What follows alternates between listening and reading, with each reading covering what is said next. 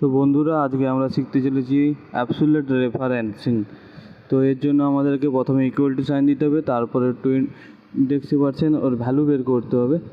ওর জন্য আপনাদেরকে 20-র উপরে সিলেক্ট করার পর ইনটু দেওয়ার পরে 10-এ সিলেক্ট করলাম। 10-এ সিলেক্ট করার পর এন্টার দেওয়ার পরে আমরা দেখতে পাবো 2।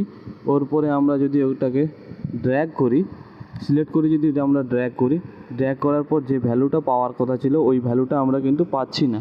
তো ভ্যালুটা পাওয়ার জন্য আমাদেরকে কি করতে হবে, ওখানে ইকুয়াল টু সাইন দেওয়ার পর 20-র উপরে ক্লিক করতে হবে। 20-র উপরে ক্লিক করার পরে দেখতে পাচ্ছেন ওর সামনে এবং পেছনে ওর সামনে এবং পেছনে ডলার সাইন দিতে হবে। ডলার সাইন দেওয়ার পর ফোরের পেছনে ইনটু সাইন দেওয়ার পরে আমরা কি করব, 10-এর রোটাকে সিলেক্ট করব। দেওয়ার পরে এন্টার দেওয়ার পরে আমরা 2 সিলেক্ট করে পুরোটা